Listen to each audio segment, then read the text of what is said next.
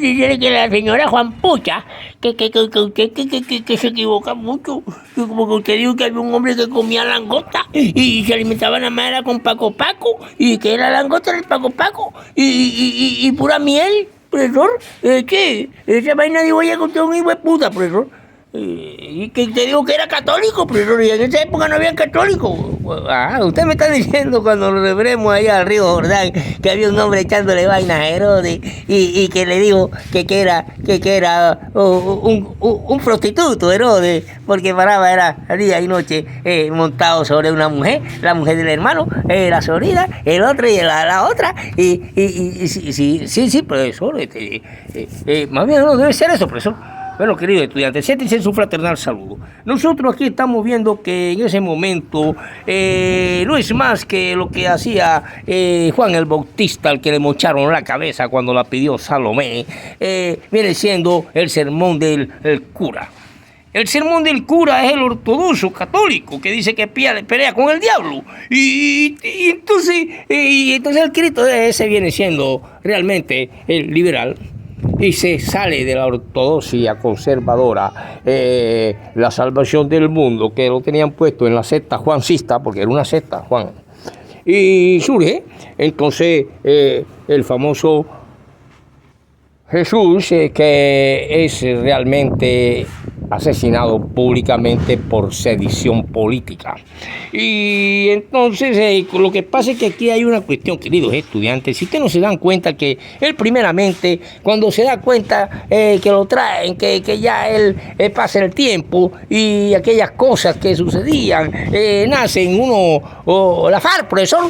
Sí, nacen unos sediciosos y que de una forma se van uniendo y lloran porque mataron al mono. ¡Ay, profesor! No, mataron a Raúl Reyes, profesor. ¿Qué voy a meter, profesor? Bueno, ellos se van uniendo porque habían matado a su líder. Y entonces al matar a su líder, ellos se van al monte y se esconden en cueva, y Roma está en pleno fulgor de sus casi 600, 400 años de dominio que llevaban en esa época, y la persecución es cruel, despiadada, y entonces aquel hombre es prácticamente Juan el Bautista, viene siendo el cura, el conservador, el de la ortodoxia moralista, pero ese hombre era puro hasta del estómago. Imagínate tú un hombre, ¿qué sería lo que ese hombre votaría? Si nada más se comían a los caballitos que andan por ahí, los Paco Paco, unos verdes que parecen unos helicópteros de cual se copiaron para hacer los helicópteros, por eso, sí, más o menos, esos caballitos, esos Paco Paco, y entonces se tomaba los cositos esos que hay en los palos, y entonces los coge, y los angolitos, por eso, y se tomaba la miel. Eso se alimentaba ese pobre hombre, andaba loco hablando día y noche, echándole vaina. Ese era el ortodoxo del sermón del río Jordán. Y hasta que nace el liberal que se enfrenta a él. A él no, el que se enfrenta realmente con la bandera de la paz al imperio. Y entonces hay otro que no quiere bandera de la paz, ni se siente en el caguán, pero eso no se siente en ninguna parte, sino que ella queda de candela, todo esto es hijo de puta. Hombre, ¿y por qué usted dice que Pablo le mochó la cabeza, profesor? Yo no he dicho que le mochó la cabeza, queridos estudiantes.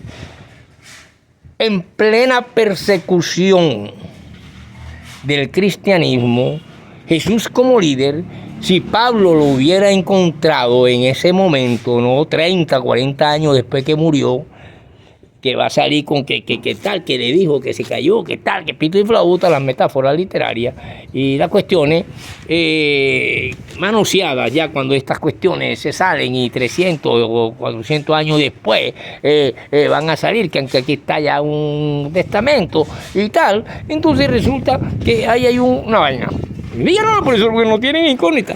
Que si Pablo hubiese encontrado, cuando perseguía a los cristianos, a Esteban y a toda esa cantidad de gente, hubiera encontrado al Mesías, o él hubiera estado en la hueste de los soldados que fueron al monte de Getsemaní a buscarlo el día que estaba durmiendo, en esos días del Jueves Santo, del Viernes Santo, de no sé qué, él hubiera cogido, Pablo no lo hubiera llevado Sí, como hacen aquí los policías, profesor, que cogen y que es un extorsionista y entonces lo llevan a un retén y entonces hay un billetico para un abogado y a los 2 días otra vez salen y el otro que mató a la otra, pero como la mamá tiene plata, entonces la mamá le pega a Bolívar Acuña o al otro y lo sacan y así están y entonces los bandidos siguen en la calle y al que le robaron y al que lo mataron le mataron y se odió.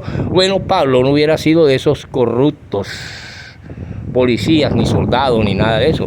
Pablo sencillamente hubiese encontrado el Mesías y lo hubiera mochado a la cabeza. Él no lo iba a llevar. Y que aquí te tengo en el retén, te traigo este man y tal. Porque ese era el poder de Pablo. ¿Pero quién era ese Pablo, profesor? No, Pablo es el que está con la esquina, profesor. El papel bambino, profesor. No. Le voy a explicar quién era Pablo. Pablo prácticamente era un hombre que significa pequeño chico. Y Pablo era israelita de la tribu de Benjamín.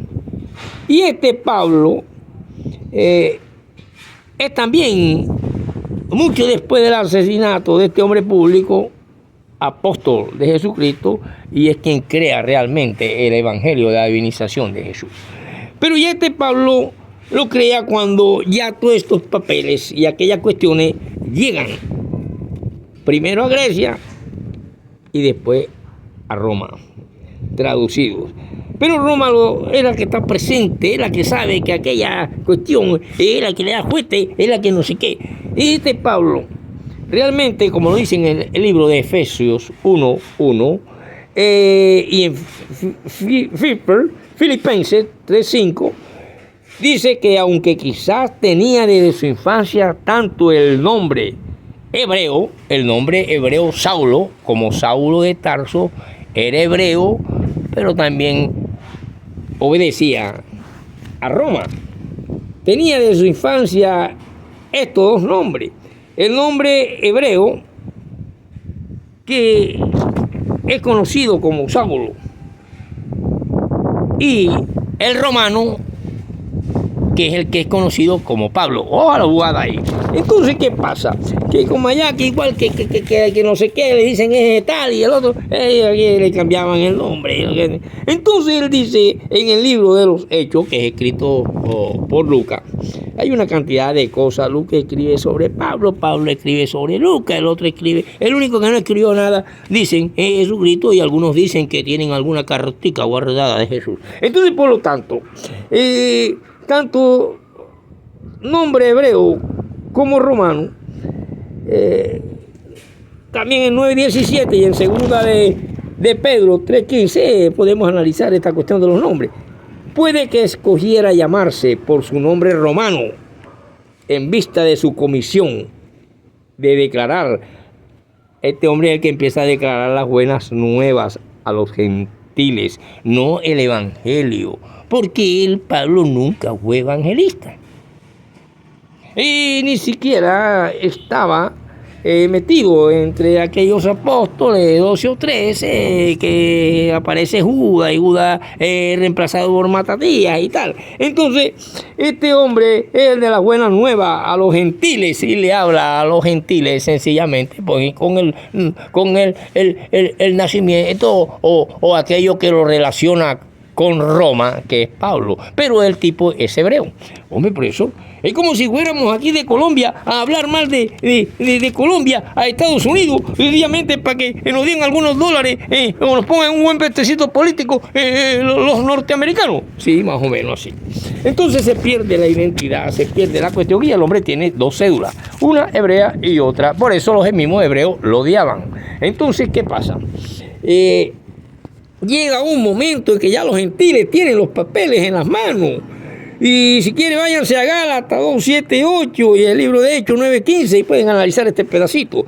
Pablo nació en Tarso. Tarso es una importante ciudad de Cilicia. Leanse el libro de Hechos, allá en 22:3, en Hechos 21:39. Sus padres eran hebreos.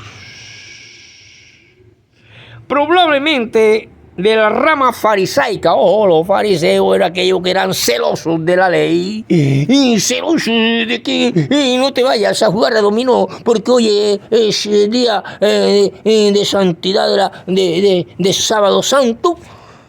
Oye, un día que nadie puede salir a 5 metros de su casa ni a visitar al vecino para ver si tiene un poquito de manteca, porque como te cojan en la puerta de la casa, le roban el celular. No, que van a regular, le meten un machetazo en la cabeza. Entonces, por eso Pablo se hubiera encontrado en aquellas épocas al Mesías caminando por ahí, le hubiera pegado un machetazo en la cabeza y se la hubiera volado, por eso, sí, señor.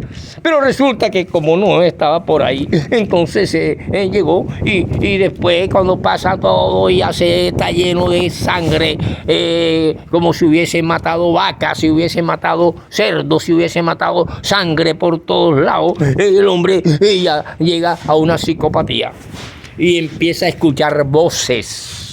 Ya eso lo tendríamos que ver en neurociencia, neuropsicología.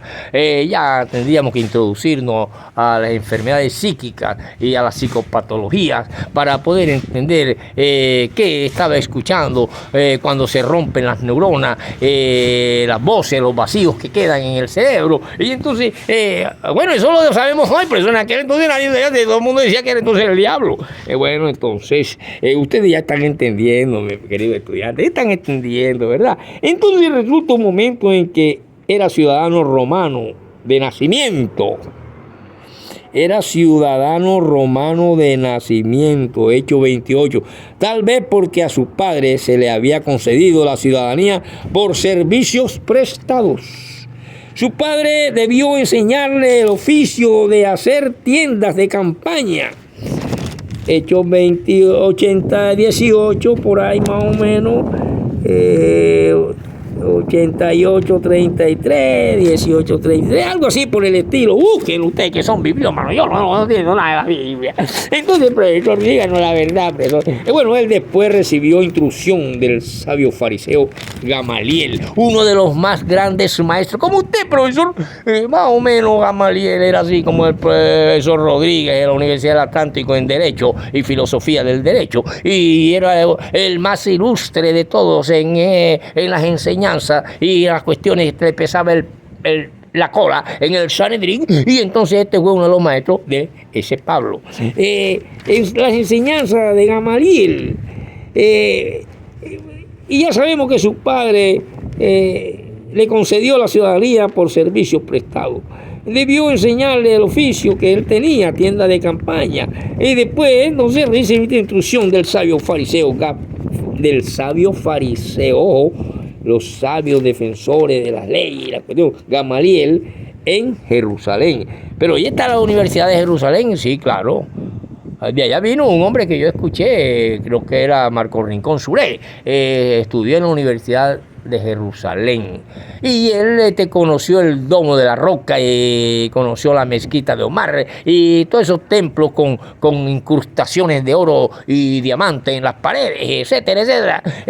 Yo creía que era como la casita esa del tipo ese de tabla de antes ayer que puso, que se aprendió 40 versículos, y entonces y ahora tiene de 3 pisos y tiene 2 camionetas, esas Silverados Bronco, y tiene diferentes marcas Ford, pero tiene una bonita Silverado de no sé qué Prado, y que vale que nada más la tiene el alcalde al echar, vale que 900 millones. Pero entonces la compra con los 10, los 20, los 30 que le da el uno el otro, y entre más se llene su iglesia, compra la otra. Anda, eso es así, profesor. Un negocio se convirtió entonces esta palabra, ya que el asesinato público, en una mercancía que da plata, y por eso toda mercancía que da plata debe pagar impuestos. Hombre, profesor, bueno, pero en el mundo con los tontos lo defienden a esta gente para decir que ellos son enviados del Señor, porque anoche una neurona se le reventó y escuchó una voz que le dijo esto y esto.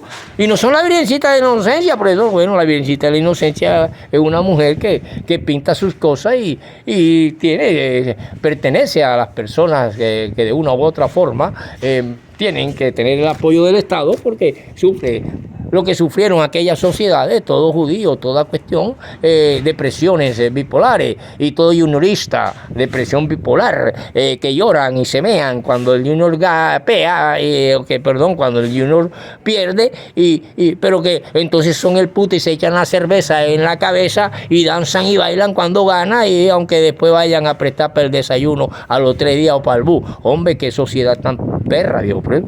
Mierda, profesor, gracias a Dios que Dios a usted no le ha dado ni 5. Quizás me tiene cola, que no me tiene ni en el CISBEN, me tiene como un D. Y al echar no me da ni 5. Pero yo lo puedo destruir con 4 palabras, 5 palabras aquí desde este pedazo.